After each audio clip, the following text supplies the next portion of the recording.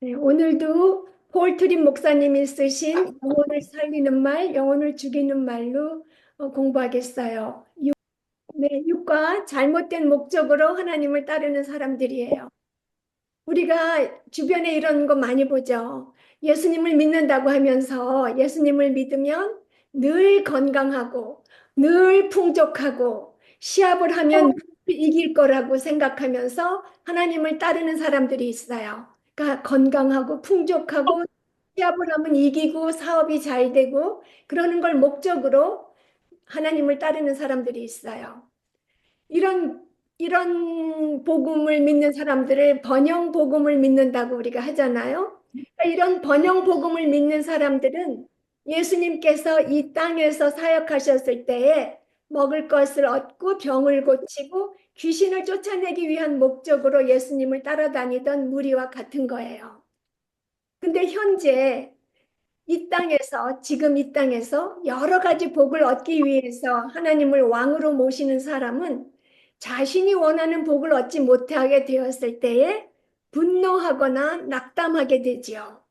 왜냐하면 진정으로 하나님을 사랑하는 것이 아니고 복을 사랑하기 때문이에요.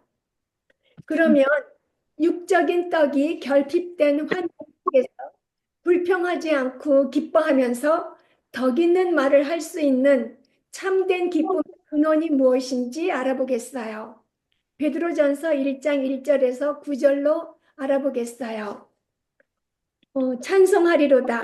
우리 주 예수 그리스도의 아버지 하나님이 그 많으신 긍휼대로 예수 그리스도의 죽은 자 가운데서 부활하심으로 말미암아 우리를 거듭나게 하사 산 소망이 있게 하시며 썩지 않고 더럽지 않고 쇠하지 아니하는 기업을 있게 하시나니 곧 너희를 위하여 하늘에 간직하신 것이라. 너희가 말세에 나타내기로 예비하신 구원을 얻기 위하여 믿음으로 말미암아 하나님의 능력으로 보호하심을 입었나니, 그러므로 너희가 이제 여러 가지 시험을 인하여 잠깐 근심하게 되지 않을 수 없었으나 오히려 크게 기뻐하도다. 너희 믿음의 시련이 불로 연단하여도 없어질 금보다 더 귀하여 예수 그리스도에 나타나실 때에 칭찬과 영광과 존귀를 얻게 하려 함이라. 예수를 너희가 보지 못하였으나 사랑하는도다.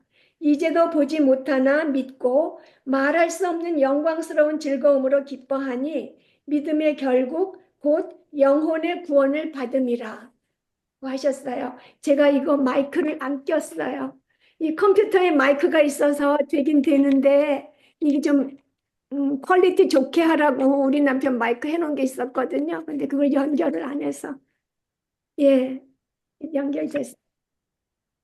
지금 읽은 베드로전서 1장 1절에서 9절 말씀을 보면 하나님께서 많으신 긍휼로 예수 그리스도를 죽은 자 가운데서 부활하게 하심으로써 우리에게 어떻게 하셨는지를 알 수 있어요. 우리를 거듭나게 하셨죠. 그래서 산 소망이 있게 하셨어요. 그리고 장차 썩지 않고 더럽지 않고 쇠하지 아니하는 기업을 잊게 하셨어요. 그리고 믿음으로 말미암아 하나님의 능력으로 보호하심을 받게 하셨어요. 한마디로 하나님께서 우리들을 이미 의롭다 하셨고 영화롭게 하셨어요. 그런데 이 세상을 살아가는 현재 우리들에게는 어떤 일이 있다고 얘기하세요? 여러 가지 시험을 당하는데 그러나 그 시험 때문에 잠깐 근심하지 않을 수 없지만 오히려 크게 기뻐한다고 말씀하세요. 어떻게 그 시험 당할 때 그 잠깐만 근심하고 크게 기뻐할 수 있다고 하세요? 왜냐하면 우리 믿음이 확실하여서 예수님을 보지 못하지만 사랑하고 믿기 때문이라고 하죠. 그리고 장차 그리스도께서 나타나실 때 우리가 칭찬과 영광과 존귀를 받게 된다고 하세요. 그래서 결국 영혼의 구원을 받을 것이기 때문에 영광스러운 즐거움으로 기뻐한다고 얘기하세요. 하나님 아버지께서 그 많으신 긍휼로 예수 그리스도의 부활하심으로 말미암아 우리를 거듭나게 하셔서 우리에게 확실한 믿음을 주셨어요. 그래서 그 확실한 믿음 때문에 우리가 시험을 당할 때에도 결국 우리의 영혼이 구원받을 것을 알고 영광스러운 즐거움으로 현재를 살아갈 수 있다고, 기뻐하며 살아갈 수 있다고 말씀하시는 거죠. 또 우리가 현재 살면서 고난을 겪어요. 항상 좋은 일만 있지 않아요. 절대로. 우리가 현재 살면서 겪는 고난이 우연히 생긴 게 아니에요. 사탄이 준 것도 아니에요. 주님께서 실수하신 것이 아니에요.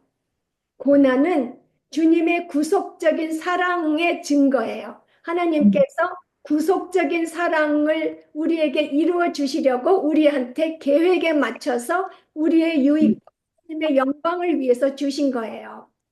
또 주님께서는 그 고난을 위해 이용하셔서 우리 안에 진실한 믿음이 생기게 하세요. 그렇기 때문에 우리가 고난 중에 왕이신 주님의 사랑을 의심치 않고 오히려 그 사랑을 확신하고 약속을 확신하고 기뻐할 수 있는 거죠. 그래서 우리가 이렇게 하나님의 그 영적인 떡에 집중할 때에 고난 속에서 기쁨을 잃을 이유가 하나도 없는 거예요. 그래서 우리의 참된 기쁨의 근원은 무엇이냐 하면 영적인 떡인 그리스도께 있어요. 그리스도께서 주신 구원에 우리의 참된 기쁨의 근원이 있는 거죠. 그리스도께 있고 또 그리스도께서 주신 구원에 있는 거예요. 그런데 사탄은 우리를 어떻게 유혹하나요? 육적인 떡이 중요하다고 우리를 유혹하죠. 각종 매스컴 그리고 광고들도 우리를 유혹해요. 우리의 관심을 온통 육적인 것으로 끌고 가면서 육적인 것이 전부고 가장 중요한 것이라고 속삭여요. 그 사탄의 속임수를 알아보겠어요. 육적인 떡을 차지하기 위해서 우리를 유혹해서 하나님께 불순종하게 하지. 그리고 창조주이신 하나님을 경배해야 되는데 그것을 피조물에 대한 경배로 바꿔버리도록 유혹하는 거예요. 하나님께서만 오로지 경배를 받으시기에 합당한데 하나님이 아닌 모든 피조물이 우리의 경배의 대상이 되는 거예요. 그렇게 우리를 유혹하는 사탄의 말에는 요약해서 네 가지의 교묘한 거짓말이 있어요. 첫 번째로 육적인 것이 영원하다고 속삭여요. 근데 제가 이걸 그냥 사탄이 우리한테 속삭인다고 맨 처음에는 그렇게 생각을 했는데 사실 속삭이는 게 아니라 정말 우레와 같이 천둥 같은 소리로 우리를 꼬시는 것 같아요. 유혹하는 것 같아요. 큰 소리로.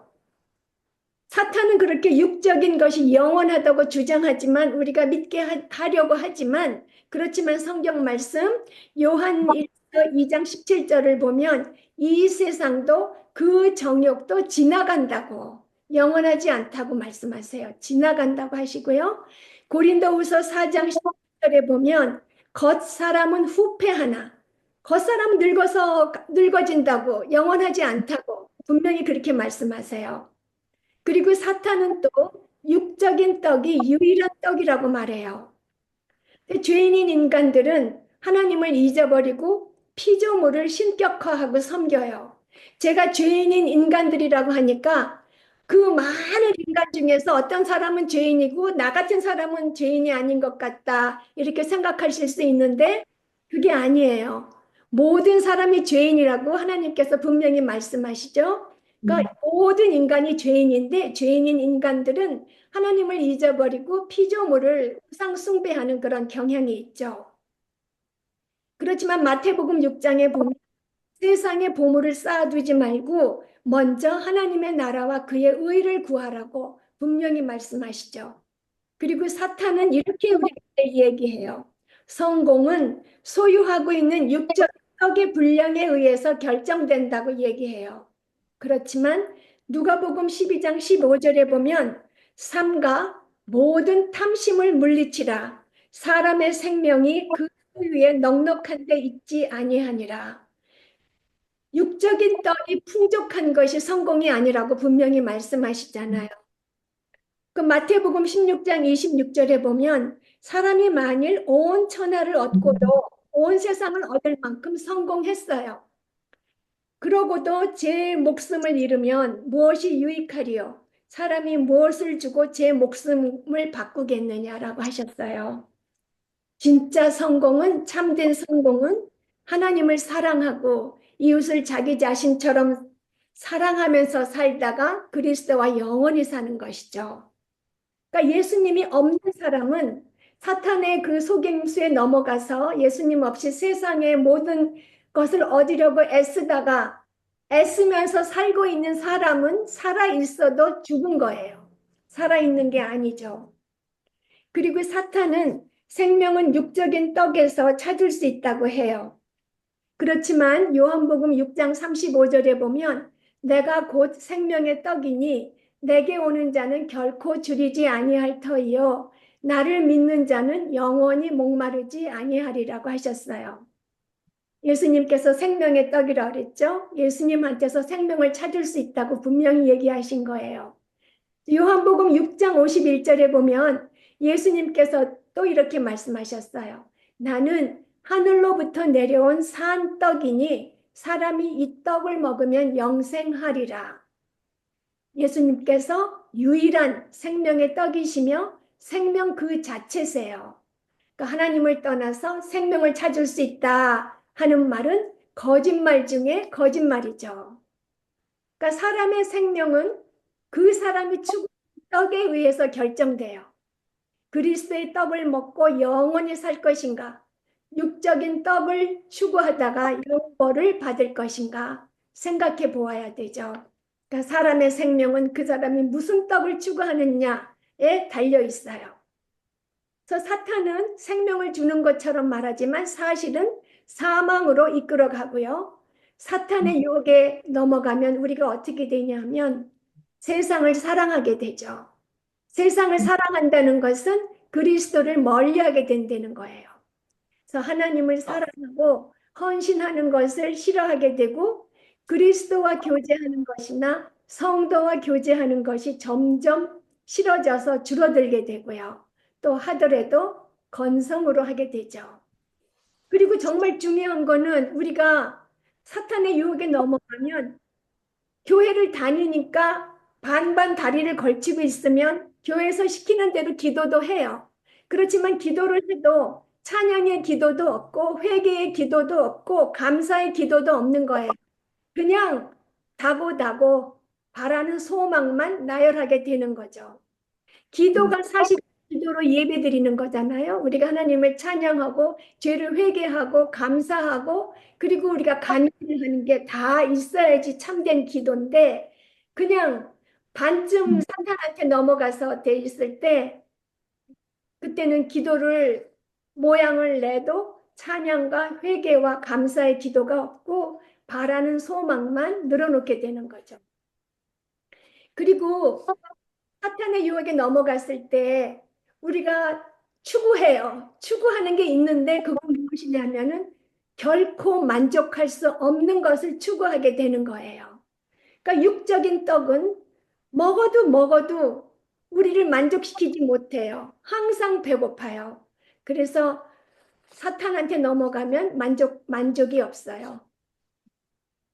그래서 육적인 떡에서 생명을 발견할 수 있다는 사탄의 거짓말을 믿은 사람은 어리석은 사람이죠. 생명의 떡은 오직 예수님이세요. 근데 제가 사탄이 그 속임수 네 가지를 이렇게 읽어보면서 우리가 그래도 교회에서 배워갖고 성경 말씀에서 배워갖고 육적인 것이 영원하지 않은 거 알아요. 그리고 육적인 떡이 유일한 떡이 아니라는 것도 알아요. 그리고 그리스도께 생명이 있다는 거 알아요. 그런데 요 3번 성공은 소유하고 있는 육적인 떡의 분량에 의해서 결정된다. 이거 분명히 아니라고 하면서 그 분량 점점 뭐 갖고 있는 거 더 갖고 싶은 거예요. 그래서 나도 저 사람 더 세상적으로 나보다 뭐가 더 많은 사람, 더 지혜로운 사람 뭐 이런 보면은 그냥 부러운 거예요. 마치 성공이 소유하고 있는 육적인 떡의 분량에 의해서 결정되는 것처럼 참 이거 호시탐탐 우리를 유혹하는 생각인 것 같아요. 이제 오병이어의 기적으로 생명의 떡이신 예수님을 알아보겠어요. 예수님께서 오병이어로 떡 5개하고 2마리 물고기로 5천 명을 먹이셨어요. 그래서 이 기적을 보고 무리들이 예수님을 왕으로 삼으려고 했죠. 그렇지만 예수님께서는 그들을 떠나셨어요. 그러니까 무리들은 예수님을 막 찾아 나섰어요. 예수님을 열심히 쫓아다니면서 예수님을 왕으로 삼으려고 했죠. 근데 그들에게 예수님께서 본질적인 것을 말씀하셨어요. 뭐라고 말씀하셨냐면 요한복음 6장 26절 27절을 보면 내가 진실로 진실로 너희에게 이르노니 너희가 나를 찾는 것은 표적을 본 까닭이 아니요 떡을 먹고 배부른 까닭이로다. 썩을 양식을 위하여 일하지 말고 영생하도록 있는 양식을 위하여 하라. 이 양식은 인자가 너희에게 주리니 인자는 아버지 하나님의 인치신 자니라. 예수님께서 오병이어의 기적, 우리가 그렇게 말하는데 그걸 기적이라고 말씀하시지 않으셨어요. 표적이라고, 사인이라고 말씀하셨어요. 그 표적, 사인은 우리가 찾는 그 실체가 아니죠. 그 실체를 가리키는 거예요. 길거리의 사인이, 길거리에 있는 표지판이 우리가 가는 목적지를 알려주는 것 같이 예수님께서 일으키신 그 기적은 예수님께서 창조주 하나님이심을 나타내는 사인이었어요. 표적이었어요. 그래서 떡과 물고기를 계속 만들어 내시면서 5천 명을 먹이셨잖아요. 그거는 하나님, 예수님께서 창조하시는 순간이에요. 물고기 창조하시고 떡을 창조하시고. 그것은 예수님께서 창조주 하나님이신 것을 드러내는 표적의 순간이에요. 그래서 예수님께서 주시는 떡에만 집착해서 예수님을 따르는 무리들에게 예수님께서는 자신이 하나님께서 보내주신 생명의 떡임을 말씀하셨어요.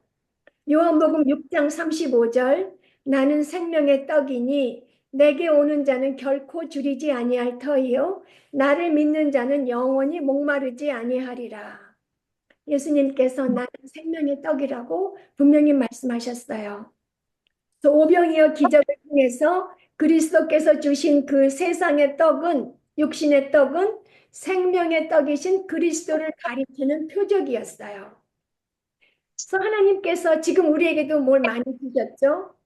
가정도 주시고 집도 주시고 교회도 주시고 친구들도 주셨어요. 그것들은 하나님의 축복이며 우리 삶 속에서 예수 그리스도를 가리키는 표적이에요. 하나님께서 그리스도께서 역사하고 계시는 표적이에요. 그래서 주님께서 우리의 것이고 우리가 주님의 것이라는 것을 나타내는 표적이죠. 그래서 우리가 건강이나 재산 같은 것을 추구한다면 그런 육적인 것을 추구한다면 그리고 그것에 만족한다면 그거는 그 옛날 예수님을 따라다니던 무리들이 그 떡에만 집중한 거랑 똑같은 거예요. 그래서 우리가 부산에서 서울로 올라간다고 하면서 대전쯤 와가지고 서울까지 100km 이렇게 써 있는 거 보고 서울 다 왔다고 그 자리에 주저앉는 거랑 똑같은 거죠. 그리고 좋은 것, 우리에게 주신 가정이나 직장, 뭐 집, 교회, 친구 이런 좋은 것도 예수님께서 우리에게 주신 그런 표적이고 예수님을 가리키는 표적일 뿐만이 아니라 나쁜 환경들, 건강이나 재산 같은 육적인 것이 만족스럽지 않을 때 그 환경도 우리에게 산떡이신 그리스도를 가리키는 표적이에요. 그리스도께서 주신 것이라는 것을 우리는 알아야 돼요. 그래서 주님께서는 우리의 모든 환경을 통해서 주님을 드러내세요. 좋은 환경뿐만이 아니라 나쁜 환경을 통해서도 주님이 거기에 함께 계시고 역사하신다는 것을 드러내세요. 그래서 우리가 추구할 것은 그래서 오로지 예수 그리스도뿐이죠. 가정이나 재산이나 직장이나 좋은 교회가 우리의 궁극적인 최고의 목표가 될 수가 없어요. 그러니까 예수님께서만 우리에게 생명을 주시는 산떡이시고요. 예수님만 우리가 추구할 만한 가치가 있는 분이세요. 가치가 있는 떡이에요. 그러면 이제 잘못된 환상을 꿈꾸는 제자들, 잘못된 목적으로 그리스도를 따르는 제자들을 알아보겠어요. 제자들은 예수님께서 어떤 분이신지, 어떤 사명을 가지셨는지를 알지 못하고 양식, 기적, 그것을 원하는 욕망으로 눈이 멀어 있었어요. 그래서 그들은 예수님을 메시아로 모시면서 경배드리기보다는 예수님께서 계속 하늘로부터 떡을 내려오게 하셔서 그들이 배부르게, 즉 배부르게 되기를 원했어요. 이렇게 무리들은 표적을 알아보지 못하고 잘못된 목적으로 그리스도를 따랐어요. 그래서 세상의 왕으로 삼으려고 따라다녔죠. 그래서 제자들이 예수님을 따랐던 목적은 한마디로 무엇인가를 얻는 거예요. 이 세상에 어떤 것을 얻는 거예요. 그래서 예수님께서 이렇게 말씀하셨어요. 믿으라고. 생명의 떡인 예수님을 믿으라고 말씀하셨을 때에 그 제자들은 예수님을 떠났어요. 왜냐하면 예수님을 생명의 떡으로 인정하고 예수님을 하나님으로 인정해야 되고 왕으로 모셔야 된다는 것을 알고는 떠난 거예요. 뭘 얻으려고 따랐는데, 눈에 보이는 어떤 유익을 위해서 따랐는데 예수님을 하나님으로 모셔야 되고 왕으로 모시려는 것은 그들이 드리고자 하는 것보다 훨씬 더 많이 요구하는 것이라는 것을 알고 떠난 거예요. 그저 뭔가 얻어 가지려고 했는데 예수님이 나는 인자는 하늘에서 왔다고 그러고 하나님이시라고 하지. 그리고 왕 메시아라고 그러면은 자기네들이 경배하고 모셔야 되는 분이잖아요. 자기네가 무엇을 얻어 가질, 자기네의 필요를 충족시킬 사람이 아니라는 걸 알고 예수님을 떠났어요. 뭐라고 하면서 떠났냐 하면은 요한복음 6장 60절 보면 이 말씀은 어렵도다. 누가 들을 수 있느냐 하면서 떠났어요. 근데 사실은 그들이 이렇게 말한 거는 그들이 예수님의 말씀을 받아들이기 싫기 때문에 그런 거예요. 이 예수님이 하신 말씀은 이해할 수 없는 어려운 말이 아니었어요. 그들이 예수님의 말씀을 받아들이기 싫었기 때문에 어렵다고 그러면서 핑계를 대고 떠난 거죠. 이런 반응은 거짓 제자들의 전형적인 반응이에요. 그래서 예수님께서 원하신 것은 그 제자들이 자신이 영적으로 파산한 것을 깨닫고 죄를 고백하고 예수님만이 그들의 구원자이심을 알고 예수님께 헌신하기를 원하셨어요. 그렇지만 예수님께서 복음을 말하자 그들은 어렵다고 하면서 떠난 거죠.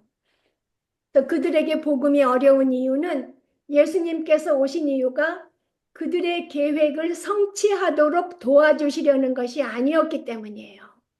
복음이 어려운 이유는 예수님께서 그들의 계획을, 그 나름의 자기 자신의 계획을 성취하도록 도와주시는 것이 아니기 때문에 어려웠던 거예요. 그래서 그들은 예수님께서 전하신 복음을 버렸어요. 그래서 하나님께서 하나님의 아들을 이 땅에 보내신 것은 우리로 하여금 우리의 계획이 무엇인지 우리의 계획을 성취시키시려는 뜻이 아니라 우리가 하나님의 계획의 일부가 되게 하시려고 예수님을 보내셨어요. 하나님께서 아들을 보내신 것은 우리 계획을 이루게 하시려고가 아니라 우리가 하나님의 계획의 일부가 되게 하시려고 예수님을 보내셨어요. 그래서 예수님 보내셨을 때, 독생자를 보내셨을 때 하나님의 계획은 독생자를 믿는 자마다 멸망치 않고 영생을 얻는 것이죠. 그래서 죄인이 예수님을 믿어서 진노의 자식에서 하나님의 자식이 되는 것이 하나님의 계획이었어요. 그 계획에 우리를 넣고 싶으셨지 우리가 원하는 세상에 무엇을 충족시켜 주시려고 예수님을 보내신 게 아니에요. 그래서 그 제자들에게 복음이 어려웠던 이유는 그들이 예수님을 통해서 오직 육적인 떡만을 얻고자 하였고 예수님께서는 그들에게 영적인 떡을 말씀하셨기 때문이에요. 그들은 육적인 떡만을 원했는데 예수님께서는 영적인 떡을 얘기하셨어요. 알아듣지 못했죠. 그것은 알아듣기 사실은 싫었던 것이에요. 그래서 만일 이러니까 그 요한복음에 나오는 그 옛날 예수님께서 살아계셔서 사역하실 때 그 제자들만 그런가? 우리는 아닌가? 우리를 체크해 봐야 돼요. 점검해 봐야 돼요. 그래서 만일 우리가 주일날에 단정하고 깔끔하고 경건해 보여요. 그렇지만 집에서는 끊임없이 불평하고 짜증낸다면 우리가 거짓 제자처럼 된 거죠. 왕 대신 하나님을 경배하는 것이 아니라 나 자신의 계획을 경배하는 그런 죄를 짓고 있는 거예요. 그래서 우리는 내 마음이 진정으로 사랑하는 것이 무엇인지를 점검해 봐야 돼요. 내 자신이 왕이고 예수님께서는 그저 나의 육신적인 만족을 끊임없이 충족시켜 주시는 하인이 되어 주기를 원하는 것은 아닌지 점검해 봐야 돼요. 나는 왕이고 예수님은 나의 소원, 나의 명령 그런 거를 이루어주는 하인 정도로 생각하는 것이 아닌지. 그리고 만약에 남편과 아내가 부부가 각자 육적인 떡을 추구하고 있어요. 그리고 각자 자기가 원하는 어떤 환상에 사로잡혀 살고 있어요. 그렇다면 그들은 어떻게 살까요? 분명히 상대방에 대해서 실망하게 되겠죠. 자기 중심적이 되어 있을 때는 우리는 상대방에 대해서 실망하게 되어 있어요. 그래서 부부가 각자 육적인 떡, 자기 생각하는 거, 그거를 그 개인적인 환상에 집착해서 산다면 분명히 상대방에 대해서 실망하면서 그 각자의 소원이 충돌할 때마다 심각한 갈등을 겪게 될 거예요. 서로 물고 먹을 것이에요. 그 서로 갈라디아서에 물고 먹는다는 말이 얼마나 진짜 사실적으로 표현한 말인지 모르겠어요. 우리가 화나서 다툴 때 진짜 물고 먹는 그런 치열함으로 다툴 때가 있잖아요. 그래서 우리가 개인적인 소망이나 기대를 내려놓았을 때에 우리는 하나님의 자녀로서 성령의 하나 되심을 경험할 수 있어요. 그래서 부부간에도 개인적인 소망이나 기대를 내려놓았을 때 하나님의 성령께서 하나 되게 해주시는 것을 경험할 수 있죠. 그래서 우리는 올바른 목적으로 주님을 왕으로 모시고 따라야 돼요. 예수님께서는 다시 말하지만 개인의 소원 성취를 해주시는 요술쟁이 지니가 아니세요. 그러면 소망이 사라진 것 같을 때 어떻게 해야 될까요? 이거를 딱 기억해야 돼요. 하나님의 선하심과 사랑과 능력과 영광은 세상에 그 육신적인 떡이 부족할 때에도 변하지 않는다. 하나님의 선하심과 사랑과 능력과 영광은 세상에 떡이 없을 때에도 변하지 않아요. 조금도 변하지 않아요. 그렇기 때문에 우리가 간절히 소망하는 대상이 하나님이라면 고통의 한가운데에 있을지라도 기쁨을 누릴 수 있죠. 하박국 선지자의 이야기로 얘기를 해보겠어요. 하박국 선지자가 그 당시에 이스라엘 백성들이 너무 타락했어요. 하나님의 율법을 무시하는 그런 백성들이었어요. 그래서 하박국 선지자는 그 유대 백성들의 죄악을 바로잡아 달라고 하나님께 기도했어요. 그랬더니 하나님께서 뭐라고 하셨냐면은 무자비하고 갈대아 사람들이 북쪽에서 쳐들어오게 하시겠다고 말씀하시는 거예요. 근데 하박국 그거 바라지 않았죠. 하나님께서 선하심과 사랑과 능력으로 이스라엘 백성들을 좀 이제 맴매 좀 해셔라도 이렇게 좀 가볍게 하셔갖고 고쳐주기를 바랬는데 이런 사납 무자비한 갈대아 사람들을 쳐들어오게 하신다니까 하박국이 바라던 것 아니었어요. 그래서 하박국이 놀래서 어떻게 악한 나라를 사용해서 그보다 덜 악한 나라를 심판하실 수 있냐고 항변했어요. 어떻게 악한 나라를 사용해서 그들보다는 그래도 의로운 백성인 유대 백성들을 심판하실 수 있냐고 항변한 거죠. 그때 하나님께서 갈대아 사람도 역시 심판할 것이다 라고 말씀하시면서 내가 지금 하는 말을 적어두어서 후손들이 내가 한 말이 확실하게 성취되었음을 알 수 있게 하라고 말씀하셨어요. 그래서 이렇게 하나님과 얘기하면서 하박국은 하나님의 능력과 영광을 보았죠. 그래서 하박국의 글은 하나님의 자비하심을 구하면서 하나님의 능력과 붙드시는 은혜와 충족함에 대한 찬양으로 바뀌게. 그래서 하박국 3장 17절에 뭐라고 찬양했냐 하면은요. 17장 17절부터 19절이에요. 하박국 3장 17절에서 19절 말씀. 비록 무화과 나무가 무성치 못하며 포도나무에 열매가 없으며 감람나무에 소출이 없으며 밭에 식물이 없으며 우리의 양이 없으며 외양간에 소가 없을지라도 나는 여호와를 인하여 즐거워하며 나의 구원의 하나님을 인하여 기뻐하리로다. 주 여호와는 나의 힘이시라. 나의 발을 사슴과 같게 하사 나로 나의 높은 곳에 다니게 하시리로다. 이렇게 하나님을 찬양했어요. 그러니까 이 말은 주님 모든 것이 사라져 버렸어도 저의 구원자이시여 구주시여 생명이시여 힘이신 주님을 찬양합니다. 주님이 여전히 함께 계심으로 인해서 기뻐합니다. 라고 한 거예요. 그래서 우리도 우리의 안전함, 우리의 소망이 풍족한 환경에서 오는 것이 아니고 주님께 근거한다는 것을 확실히 알아야 돼요. 그래서 모든 소망이 무너져 버렸어도 아무것도 남아있지 않아도 나는 여호와를 인하여 즐거워하며 나의 구원의 하나님을 인하여 기뻐하리로다 라고 말할 수 있어요. 그렇게 말하는 것이 곧 하나님께 영광을 돌리는 거죠. 또 다시 우리가 생각해야 될 것은 우리가 겪는 어려움은 주님의 구속적인 사랑의 증거라는 것을 우리는 잊지 말고 기억해야 돼요. 그것을 기억하고 시련 때문에 시련이 닥쳤을 때에 우리에 대한 하나님의 사랑을 의심해서는 안 되는 거죠. 오히려 시련 속에서 하나님의 사랑을 더욱 확신해야 되는 거예요. 하나님께서는 우리 안에 좀 더 크고 좀 더 충만하고 좀 더 진실한 것을 이루시기 위해서 그러니까 진실한 믿음을 자라나게 하기 위해서 성화시키시려고 고난을 사용하세요.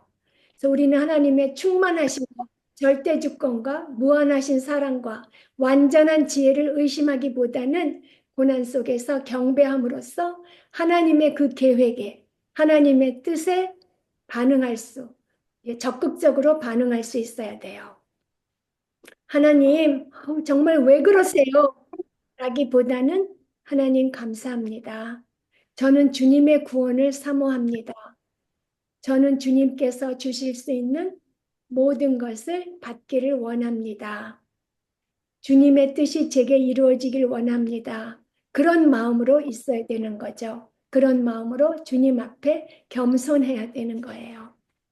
햇빛이 너무 쨍쨍하게 들어와서 방향 다 끝나가지만 방향 좀 바꿀게요. 아, 좋으시겠다. 여기는 그레이 회색 빛인데. 빛이 일로 계속 노, 너무 뜨거워갖고 선생님, 그러면은 녹음이 아까 목소리가 이렇게 붙어 매끄럽지가 않고 이렇게 끊겼다 뭐 이렇게 되고 그랬어요. 그래요. 이거 네, 그러니까 이렇게 스무스하지가 않고, 네, 그거 알고 계셔야 될 것 같아요. 제 능력 바깥이에요. 연결하려는 거 연결했는데 안 되는데 예, 예. 그래서 우리가 어려움 속에서도 주님의 뜻이 제게 이루어지길 원합니다. 라고 겸손하게 주님께 엎드려야 돼요. 그래서 우리가 하는 말이 무엇을 드러내요? 우리가 사랑하는 것을 드러내죠. 우리가 무엇을 사랑하는지. 그래서 우리의 마음속에 있는 소원에 영향을 받는 거예요. 말은 우리 마음속에 있는 소원에 의해서 형성되죠. 그리고 또 말은 우리가 추구하는 떡에 의해서 결정돼요. 우리가 사랑하는 것, 우리 마음속에 있는 소원, 우리가 추구하는 떡에 의해서 우리 말이 결정돼요. 그래서 우리의 마음이 오직 주님의 법과 소원과 영적인 떡에 의해서 다스려질 때 하나님을 왕으로 인정하며 하나님께 영광 돌리는 말을 할 수 있게 돼요.